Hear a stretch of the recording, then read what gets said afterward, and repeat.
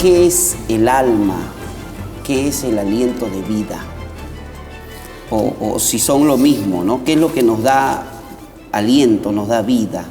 Bueno, la Biblia en 1 Tesalonicenses 5:23 menciona específicamente la palabra cuerpo, alma y espíritu. Y la palabra alma está pues en muchos textos de la palabra de Dios, porque este es el concepto de Dios.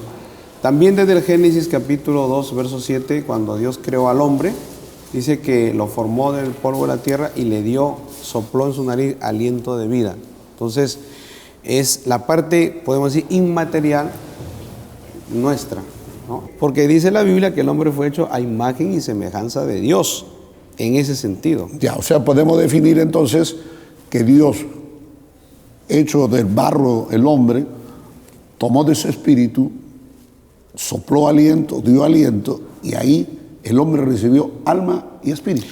Claro, porque la Biblia cuando habla de aliento de vida habla de eso. Es inseparable el alma del espíritu, no se puede separar. Van juntos. Siempre van juntos. Creo que lo va a acompañar al hombre por toda la eternidad, sea al infierno o al lago de fuego o sea a la gloria eterna. Cuando uno muere, el alma y el espíritu van a Dios. Vuelven a Dios, dice la Biblia. Y Dios pero decide... si Dios va a recibir un alma pecaminosa, un espíritu... No, pero es que Dios es para determinar a dónde van.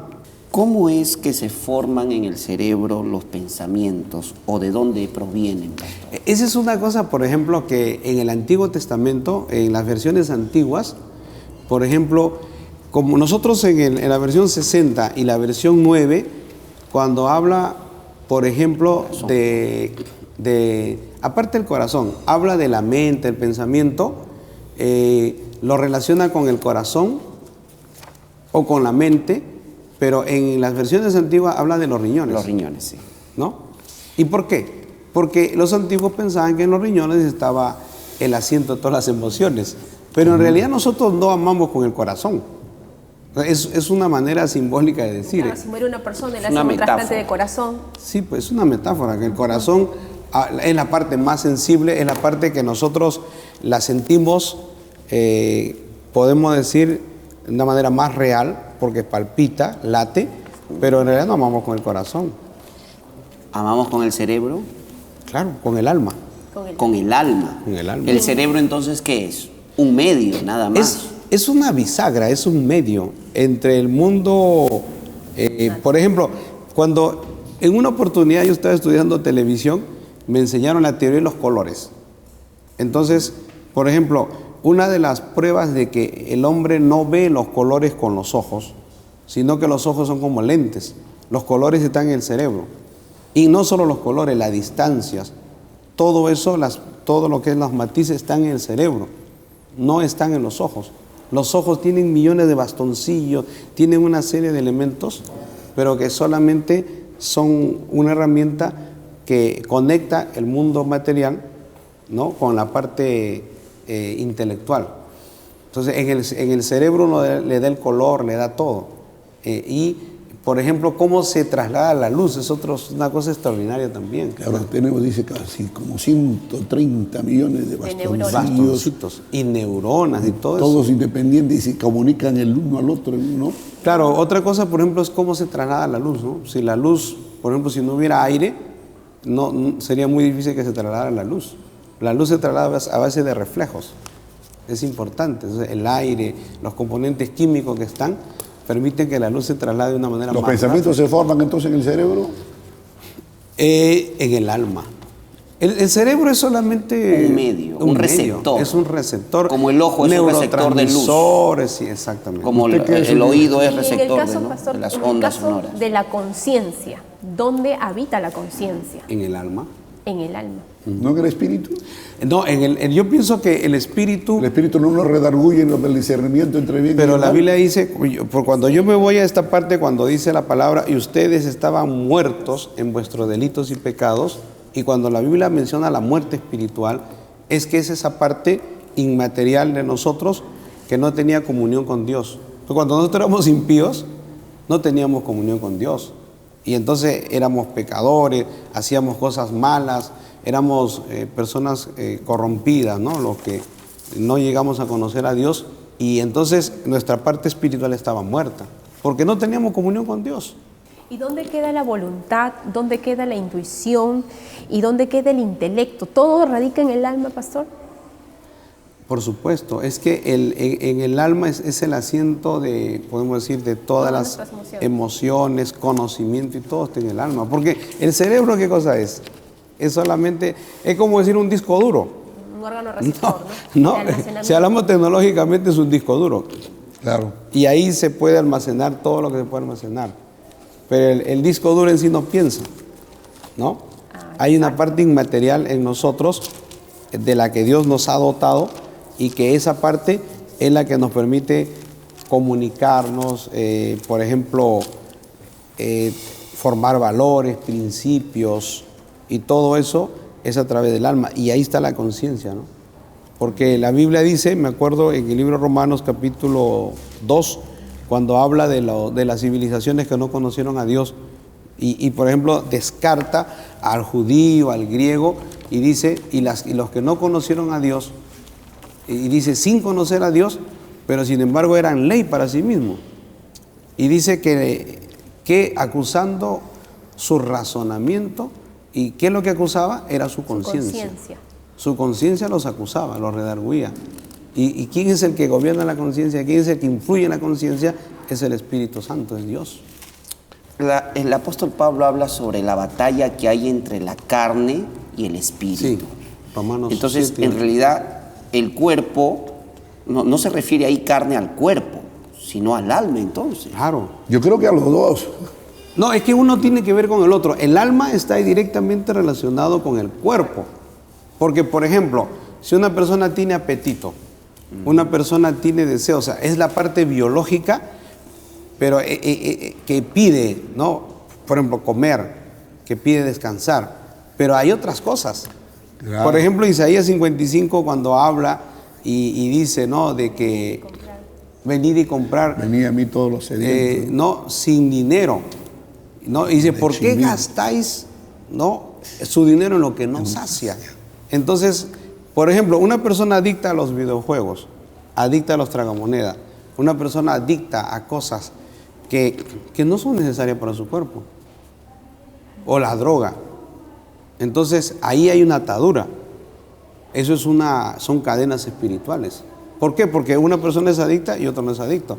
Una persona fue adicta hasta que conoció a Cristo. Cristo le rompió sus cadenas y de la noche a la mañana ya no tiene ningún deseo. Entonces hay deseos que son biológicos, pero hay deseos y hay ataduras y hay conductas o vicios que ya es una influencia espiritual, definitivamente. O sea, quería citar este texto de la palabra.